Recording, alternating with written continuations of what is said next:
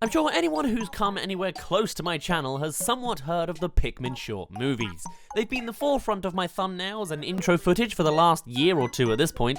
However, if you're not aware, the Pikmin short movies were a downloadable movie bundle you could buy on the Nintendo 3DS and Nintendo Wii U to watch and enjoy some extra Pikmin content. The 3DS version giving you a 3D version of the shorts and Wii U being in HD. Now these stories didn't act to progress the story of the franchise or anything and was simply some detached concept shorts. The bundle consisted of 3 shorts ranging from 3 minutes to about 12, the first of which even being premiered at some events. Throughout all the shorts, there's no voice dialogue, and the main characters are always Pikmin, rather than playable character Olimar, and we're just meant to show some simple, innocent, daily lives of the Pikmin as they fell into certain circumstances. And beyond it being produced by a serious 3D animation company who knew what they were doing, the original storyboard and ideas for each short were construed by the creator of Pikmin himself, Mr. Shigeru Miyamoto. And though you'd think I'd have shown off every pixel to death by this point, there's actually a whole section of the bundle I've never covered on this channel, including the video I made that specifically went through everything the download had to offer. Because within the bonus section, you can find the original storyboards created by Miyamoto using the long-abandoned Flipnote studio for the Nintendo DS. And that'll be what we'll be covering today, as not only does it show the art that Mr. Miyamoto has created with his own hands, but it also reveals many giant changes that occurred during the Pikmin short story creation, from simple animation changes to entire plot changes. Here is the behind the scenes and unused content within the Pikmin short movies.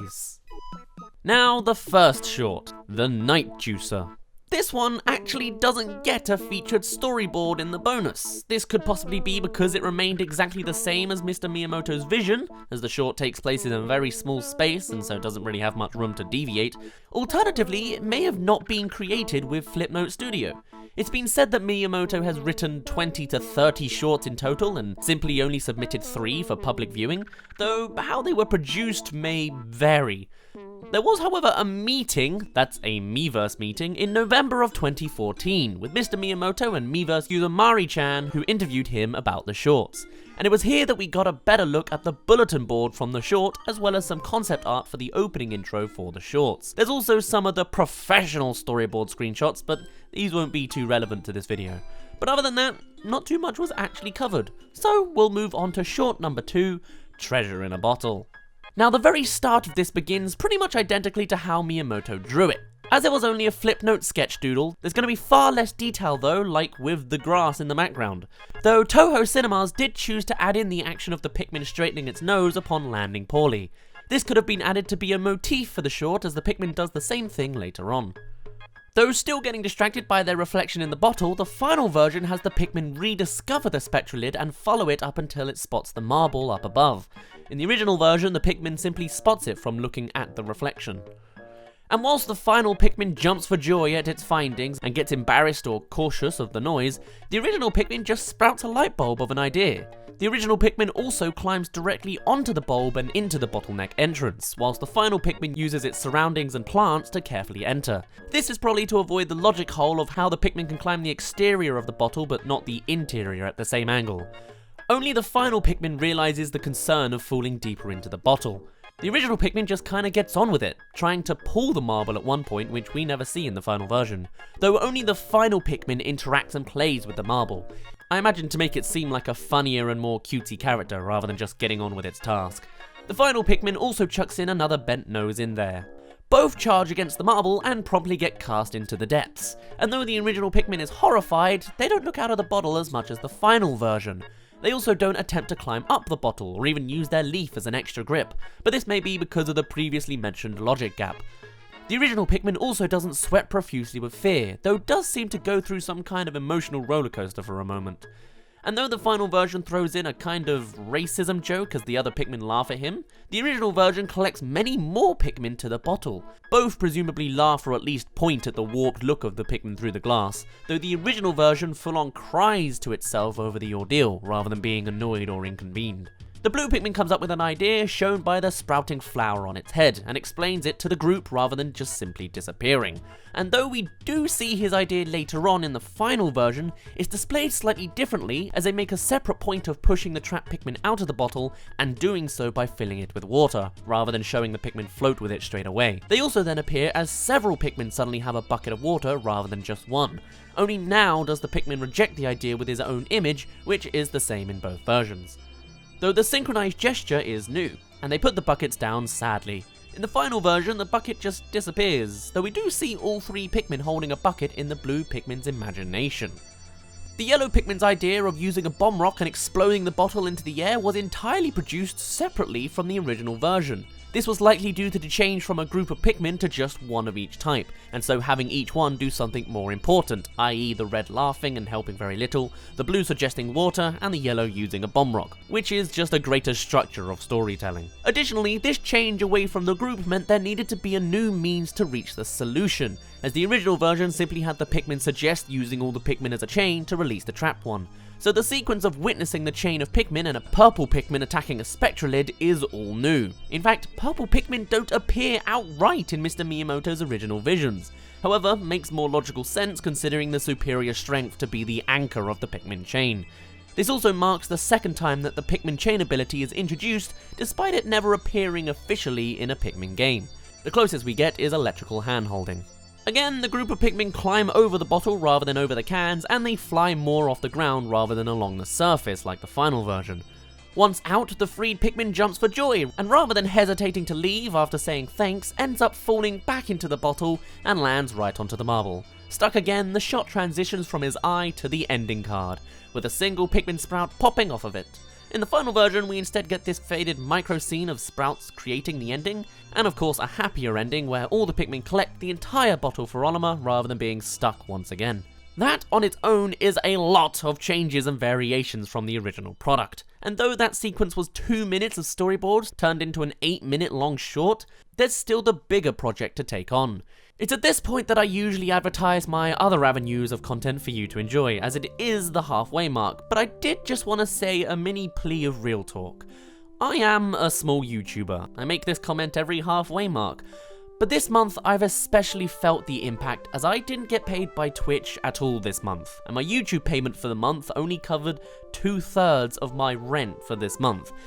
Add on to the fact that that was exactly the same for last month as well, due to my August hiatus, and I'm officially sweating about my finances.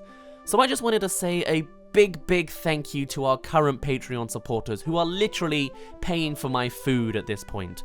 Hopefully my revenue will go up now that I'm back and making more content than ever, but if anyone else is interested in supporting what I do, be it through Patreon or Twitch subs or donations, it would be immensely appreciated. I'm always worried this channel is in its final months, but if this continues into January, then it will certainly be the case. Heavy. Anyway, if you like me, my Twitter handle is DazVideos, as is my Patreon page, as is my Twitch page, which streams 4 times a week. Otherwise, I apologise for the lengthy halfway mark, but let's move on to Occupational Hazards, the third and penultimate Pikmin short, clocking in at 12 minutes and 45 seconds, and its original vision was wildly different. So, as a start, whilst the final version starts in the industrial wreckage of an abandoned building zone, the original storyboard hosts none of that, with not a single sheet of metal in place. Forget all the Pikmin collecting treasure pieces and working on a gigantic organization project, none of that is the case here. No, instead the story starts with 2 Pikmin running along a muddy field of some kind, until they stop and discover a muddy puddle to play in. Elements of this can be seen as the final version does include a mud puddle for the Pikmin to discover and play in. In fact, in the original storyboard, the Pikmin immediately discover that being covered in mud leaves them sparklingly shiny, something we don't see until well into the final version of the short. They also discover after play fighting that burrowing into the mud turns them into flowers. Somehow. We also see this happen during one of the wide shots in the final version too. It's easier to miss, but a red Pikmin very much buried in the mud finally emerges and reveals that they've popped into a flower. A cool little detail with some more context now. Upon being spotted by other Pikmin, they then also leap into nearby mud puddles to boost up their sprouts. As the camera pulls back, we then see that these little mud puddles aren't just there for no reason, they're footsteps of a bigger monster, and following them leads straight to a sleeping Bulborb awfully close by. And the noise of the Pikmin having fun awakens it, leading it to investigate. They spot the Pikmin and roar a mighty roar, or so I presume. There's no sound for these storyboards, obviously. And naturally, the Pikmin panic. One Pikmin imagines the danger of the Bulborb as they imagine it devouring fellow Pikmin.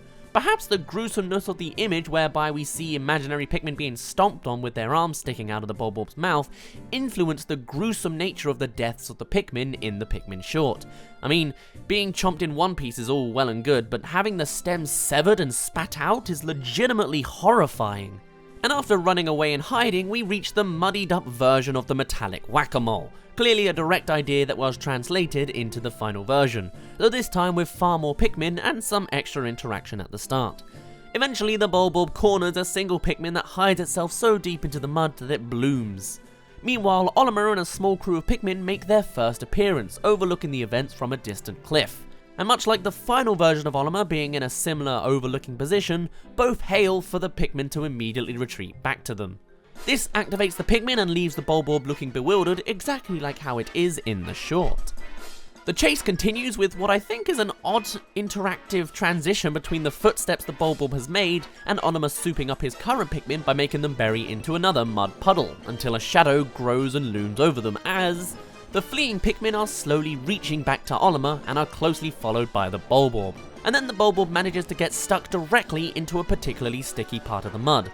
I'm not sure if this is pure luck or had something to do with Olimar's process, as we see it happen twice in the original storyboard. So maybe he makes that mud extra sticky or deep or watery, I don't know. And after a moment of suspense with it being so close to the Pikmin, the Bulborb manages to release its foot, much to everyone's dismay. And it charges directly forward once again. As it sprints, one heroic Pikmin from up a cliff then chooses to leap off and onto the Bulborb's eyes. This attack and the subsequent shaking off of the Pikmin is once again translated directly into the final version. Though instead of realizing there's simply a giant hand heading for the Bulborb, it realizes that it's heading directly for a cliff edge with mountains far off in the distance. The Bulborb pulls on the brakes as hard as it can, though the mud has terrible traction. Other Pikmin are thrown off the edge as the Bulborb wobbles on the very edge of the cliff. Though the falling Pikmin are perfectly fine, as their blooming flowers work as the perfect parachutes, exactly as we see in the final version as well. The Bulborb, however, doesn't get the same fate, and doesn't have a flying imagination like the final version does. Though the crash and pose of the Bulborb upon death is wonderfully identical in both versions of the short. That's some great adaptation. Similarly, the Pikmin choose to decimate the Bulborb's corpse, much to Olimar's disgust, before the blood, or the Pikmin, but probably not, fill the entire screen, revealing the same ending title screen that covers all of the final Pikmin shorts, with the 3 sprouts blooming in the vignette, though actually the sprouts became the text for Finn, rather than simply spouting it. And that was the Untold Pikmin animated short story. Strange to think how much extra content was placed onto the final version of the shorts, with the most common one being the integration of the purple and white Pikmin, perhaps as a way to make up for the lack of them in Pikmin 3, or simply to make the stories work more effectively and less simplified. After all, it makes more sense for a purple Pikmin to be the anchor of a Pikmin chain than not. Plus, utilizing all sorts of Pikmin abilities into one short is a great way to represent Pikmin and its franchise, though would require an upgrade in location over a muddy valley. Not to mention, it can perpetuate the reason as to why Olimar is here, as instead of just existing for no apparent reason, we can follow the Pikmin 2 storyline whereby Olimar is trying to collect treasure.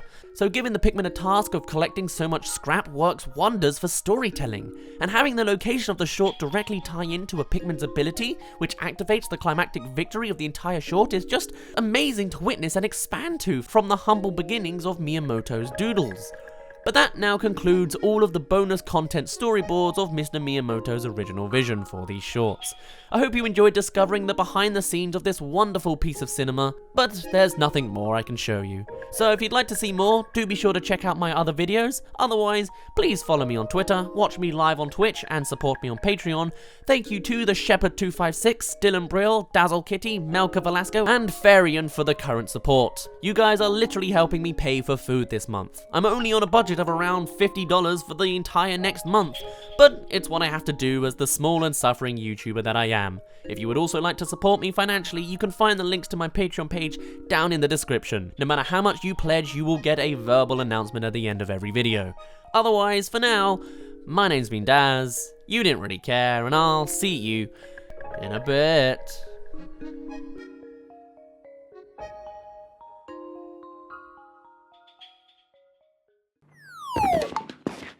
I'm sure wow, good start. Voice crack, right off the bat. I'm sure anyone who's come across... Oh, no, I said it wrong again. And were meant to show so... for the Nintendo. Alternatively, it may... There was a Miiverse meeting in November of 20... As it was only a Flipnote sketch doodle, there's gonna be far less detail through the light... There's gonna be far less detail though, There's gonna be far less detail though Toho Cinemas did do a...